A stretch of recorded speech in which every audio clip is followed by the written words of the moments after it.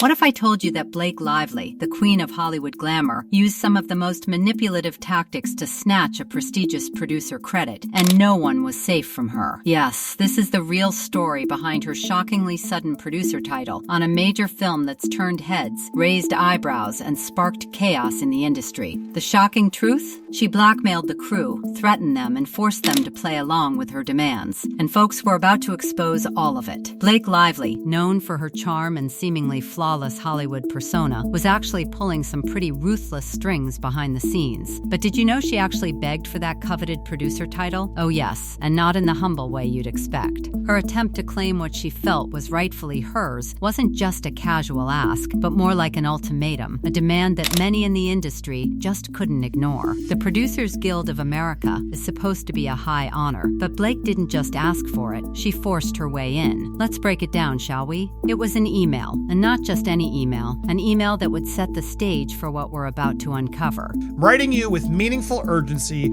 also respect. I'm sorry, but I'm asking for your attention to this in a crunch time period. I'm positive you have matters much more significant than this, but I bare my heart to you, asking for you to take a look at my note, as this film and my work in it off camera means more to me than anything I've done in my 20-year career. Yes, you read that correctly. Blake had the audacity to tell the PGA, not just once, but multiple times, how this film meant more to her than anything else in her entire career. She wanted them to see her work, her effort, and in her mind, that automatically meant she deserved the title. But here's the kicker. She didn't just want to be recognized. No, she demanded the title, acting like she was owed it for the work she claimed to have done. What do you think about that? A Hollywood icon demanding a title she hadn't truly earned. Sure, she worked on the film, but does that automatically mean she was a producer? Not in everyone's book, and certainly not in the eyes of those who actually earn their credits on the film. Now let's get into the threats. This is where things get dark, people. Did you know that crew members were allegedly forced to write letters under duress? Yes, you heard that right. They were literally backed into a corner and told, if you want this film to succeed, you'll back me up. And back them up they did, out of fear, out of pressure, or just the sheer magnitude of Blake's manipulative tactics. Well, because they went on record in their timeline to talk about how they were put under duress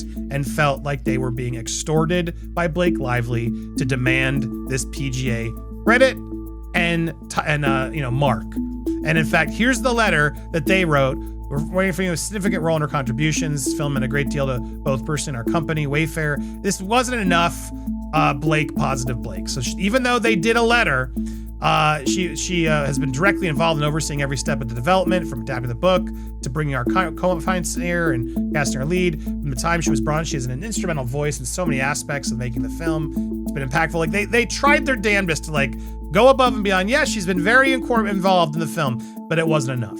But even when they were forced to write this letter, they wrote a second letter to their lawyers and agents.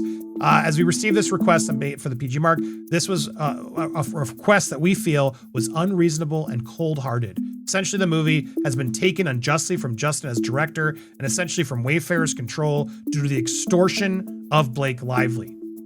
Without giving in all the details of the events that have transpired over the months, we have agreed to write this letter due to feeling trapped. She continues to hold a threat over our heads every time we try and hold a line. She uses that threat, either indirectly or directly, to get us to fold. The extortion claim is not just a rumor. It's coming from the crew that worked closely with her, the ones who were actually there through the grind of production. These are the people who actually know the truth. Blake wasn't just being the involved actress. She was acting as the boss, pushing her way into roles that weren't meant for her. And here's the most shocking part. Even after this level of manipulation, even after the crew wrote their letters under duress, Blake Lively continued to push for more power. She didn't just want to be a producer. No, she wanted to be at the top. She wanted the respect that comes with the PGA tag, and she wasn't going to let anyone stop her. But hold on, the plot thickens. You'd think the producers at Sony would step in and call her out, but no, they caved too. Can you believe that? The very people who should have put their foot down were also bowing to her pressure. It's as if everyone in her orbit was intimidated by her. They were afraid of what would happen if they didn't comply, afraid that she would ruin their careers just like she did with the crew.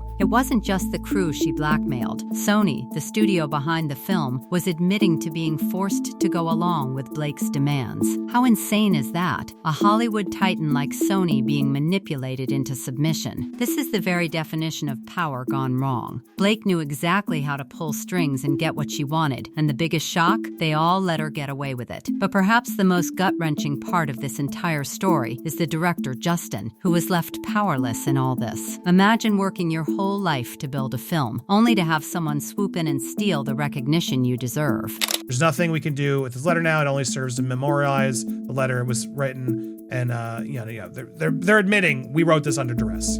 So there it is.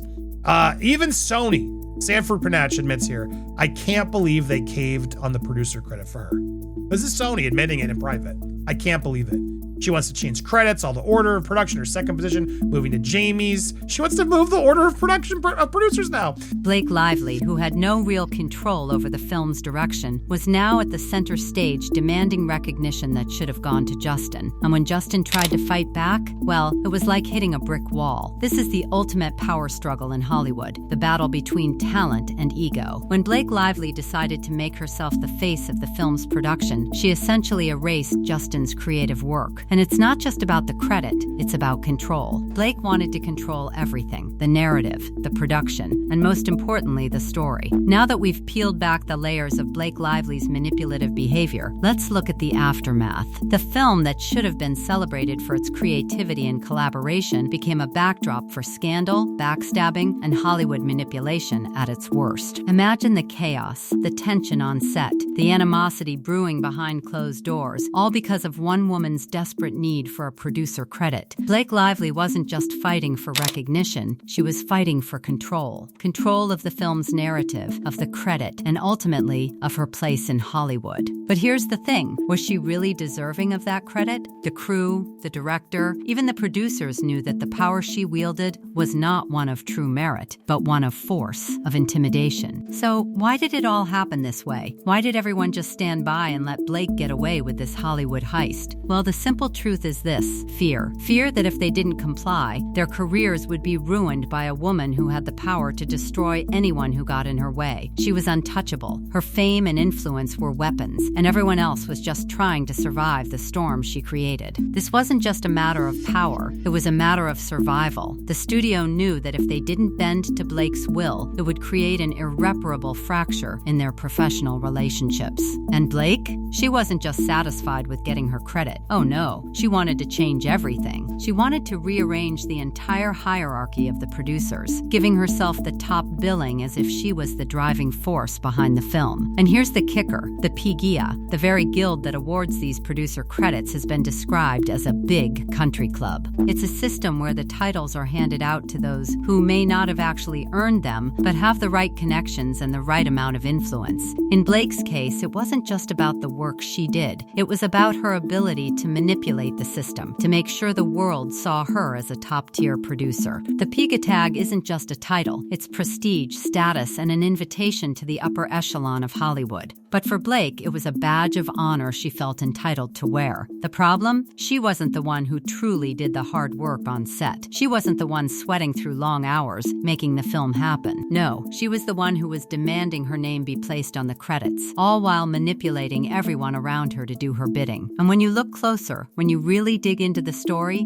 it becomes clear. Blake's producer credit was not earned through merit, but through manipulation and blackmail. It wasn't about the work, it was about using her star power to make sure she was front and center, even when it wasn't her place. Then, we have Sony's private reaction. Sanford Pernatch, a key figure at Sony, even admitted that he was disgusted by how easily they caved to Blake's demands. He couldn't believe that she was allowed to change the credits and take center stage, despite the fact that she had never truly been involved in the day-to-day of the film's creation. This was about public perception, about keeping the peace in the industry, and about appeasing Blake to avoid a full-blown crisis. Hollywood's dirty secrets were laid bare in this situation. The movie might have been a success, but at what cost? The truth? People were manipulated, careers were jeopardized, and Blake Lively walked away with the credit she fought so hard for. But did she really deserve it? And then comes the moment where Blake pulls pulls the gender card. As if the manipulation wasn't enough, she decided to play the woman in Hollywood angle to justify her actions. She said that she had fought 50 times harder than anyone else, and that crediting her was a matter of empowering women in a male-dominated industry. But here's the problem. Her fight wasn't about equality. It wasn't about empowerment. It was about ego. She wasn't fighting for other women. She wasn't pushing for fair representation. She was pushing for her own spotlight, for the credit she felt was owed to her, and she didn't care who got hurt in the process. The irony? She was manipulating others to secure her place at the top, all while pretending to be a champion for women's rights. And let's be honest here, if Blake really cared about supporting women in Hollywood, she would have put in the work and acknowledged the people around her. But no, she chose to force the spotlight onto herself, all while undermining the efforts of the very people who were there beside her in the trenches. Blake Lively's final blow came when she threw all the crew members under the bus. She manipulated her way into the producer role, trampled over everyone who had actually earned their credit, and then used emotional tactics to get the credit she wanted. She's now using her victimhood to justify her actions, trying to paint herself as the hero of the story. But when you dig deeper, you realize she's not a hero. She's a manipulator who used every dirty trick in the book to climb her way to the top. And now Blake Lively is facing the consequences of her actions. Her reputation in Hollywood is at stake, and the question everyone is asking is, will she ever be trusted again?